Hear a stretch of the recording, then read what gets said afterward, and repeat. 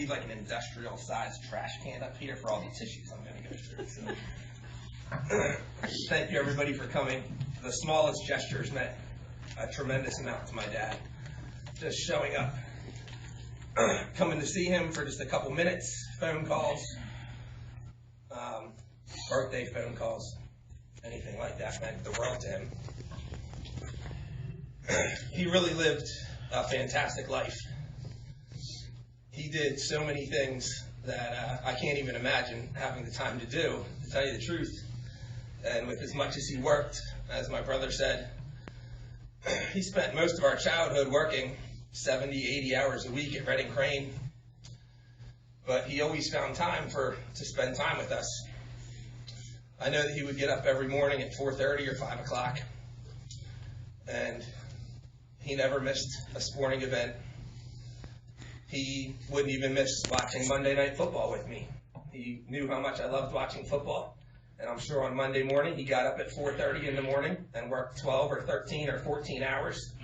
And that was when Monday Night Football started at 9 o'clock. And he would stay up with me, watching, throwing football in the living room, driving my mom insane. And I would run pass patterns in the living room for probably at least the first hour and a half of the game. And we would throw football during every commercial break. And I just loved it. And I don't know how he had the time or the energy to do it, but he just loved spending time with his family. It was so important to him. My dad had a great sense of humor. But if you didn't understand where he was coming from, sometimes he could offend some people. Because he didn't really think a whole lot about what your feelings were. He would just kind of needle you. And he would needle you, but really, he really wanted was for you to come back at him. You know, he didn't want you to just get upset or to just take it. So, you know, probably when I was in about my mid-20s and I got more mature, I think every time we got together for Thanksgiving or Christmas, I don't think anyone else could be in the room with us without being entertained, because we would just go back and forth at each other all the time. Like I said, that was just his way, but he did that out of love. He didn't do that because he was trying to pick at you. It was his way of showing you that he loved you, that he cared about you. I know there's some people that get offended by stuff like that, so if he's ever offended you, well, I would apologize for him, but he wouldn't even apologize for himself. So grow up there and suck it up. My dad had a great personality. He could talk to anyone, anywhere. We'd go play poker, and within 15 minutes, he'd be talking to someone at the table about a manual labor job they worked, or riding motorcycles, or if they've ever been to Maine, he could talk to you for hours. You know, he loved Maine, he loved lobsters, he loved being in the outdoors. He didn't have a whole lot of friends, like really good friends when I was growing up, but I think it was because he spent so much time with us. And that's really where he wanted to be, was with his family. But he really could talk to anyone about anything. It was incredible. He also was very boisterous and outgoing. When I was in Little League Baseball, he was the only parent that got kicked out of the stands on multiple occasions for yelling at the umpire. But the funny thing was, where the stands were was actually further from the umpire than where they kicked him out to. He would stand behind a fence about 10 feet behind the umpire and continue yelling at him about how terrible he was. And I'm sure a lot of people would have been embarrassed that was their dad, but I thought it was amazing. Everybody, the first time or two, everyone would say, "Who is that? Whose dad is that?" I'd be like, "Oh, that's my dad. Yep, that's my dad." And my mom was probably in the stands saying, "Stop it. Stop it, you're embarrassing me." But after about the second time, everyone's like, "Oh, that's just Brian's dad." I remember when we were in Nova Scotia, and I was probably about 12 or 13. And it was just me, my mom, my dad, and Jamie had stayed home to work, which apparently meant party.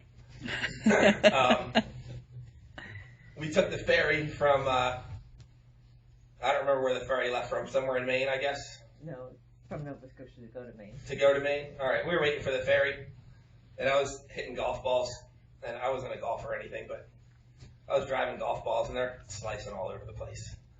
It was just like the club that the place had. And some random guy, it's like, oh, try this club. He worked for some company. He got this free Big Bertha Callaway driver. They gave him to him as a gift. It was like $500. And I start hitting balls with this club, and they're going straight down the middle, just launching them. Third swing, hit it clean, and I look at my dad, and he's like, I look up, the head is dangling off of the club. It's like a $500 club. And he's like, oh my God, this guy's going to ask me to buy him. And the guy didn't care because the guy wasn't a golfer either. He said, I've turfed that club 100 times. Had nothing to do with you. But that's just the kind of interesting things that happened around him. He made any situation fun. We would drive to Atlantic City to play poker before there was gambling in Pennsylvania. And I'd been to Atlantic City many times. And if I was driving with someone, I would always fall asleep on the way there, usually the way back, so we'd leave it late at night. And I could never sleep in the car on the way back. You see me slamming on the gas, slamming on the brakes. Someone would be in the passing lane, not passing. And instantly he'd be flashing his lights. And he'd do that about 3 times. And then he'd start honking his horn and flashing his lights. And then he'd start pointing out the roof for them to get the hell over. Because he was pissing them off. They were pissing him off because he wanted to drive faster. And that's just who he was. Just a very fun-loving, very interesting, very outgoing type of person. I appreciate very much all the time that he spent with us. Like I said, even though he worked so much, and he really did work himself to the bone when we were growing up. But I know he didn't do it for him. He really did it for us.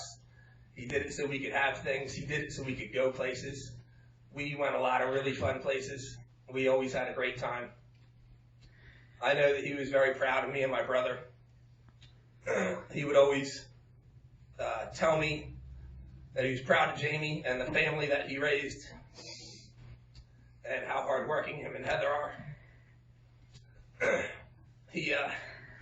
When he was in the hospital over the summer, every time I'd go and visit him, every nurse, PA, doctor that came in, he'd make sure that he pointed out that I had 3 Pennsylvania State powerlifting records. He'd say, he's not going to tell you. And I'm like, oh, no, you shouldn't tell me either. So I really like being the center of attention. But he would tell everyone that came in every single time. And I remember telling Stephanie, like, it's kind of embarrassing. He keeps telling people this every time someone new walks in the room. And she said, yeah, but he's just so proud of you. And I realize that. But I do appreciate that about him, that he always talked about his family. He was always incredibly proud of his family. He always stood up for us no matter what. And he was just a wonderful person. If you have any stories that I missed that you want me to talk about? Okay. I think that's pretty much it. But he loved his animals. He loved our animals. Honestly, we bring our 2 dogs up, our 1 dog when we had Stanford, and he just loved them, and they loved him. They knew he was just a caring person. Okay. So just to give you an idea of kind of the effect that he had on people that spend any amount of time with him. My best friend Kevin and his wife Allison are here today. Thank you for coming. A couple years ago, they threw a Super Bowl party, and I called him up or texted him, and I said, what temperature is your house? He's like, I don't know, 72? That was the end of the conversation. I got there, he said, I was wondering, why the hell are you asking me what temperature we keep our house at? And he said, oh yeah, because I remembered your dad was always hot. And he told me a story how he remembers driving with me and my dad in the wintertime, and he had the window down. Dead of winter, like 35 degrees out, he's got the window all the way down because he was always hot. But that's just the type of thing that he did, and he made an impression on everyone that he came in contact with. I would also like to say that he frequently tells me how proud he is of Stephanie, and how you graduated PA school even though you were really sick for the first 6 months. And he really just adored you. I couldn't tell you how many times he said to me, you know, when are you going to marry that girl? I don't think you're doing any better.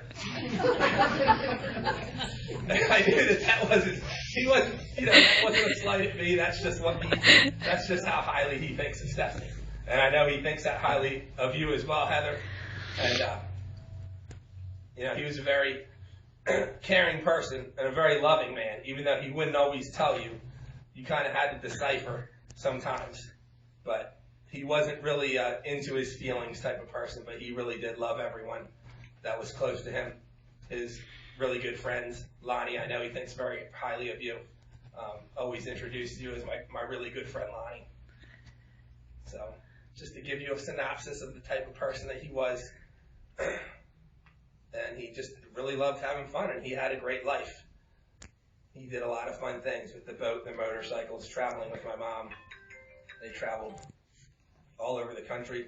He rode out to Vancouver with, was that with Roger?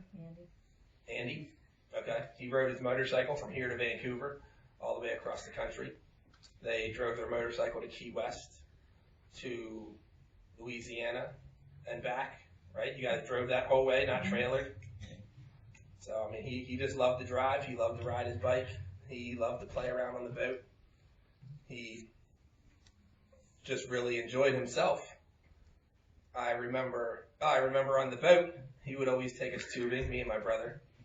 And my brother's 5 years older than me.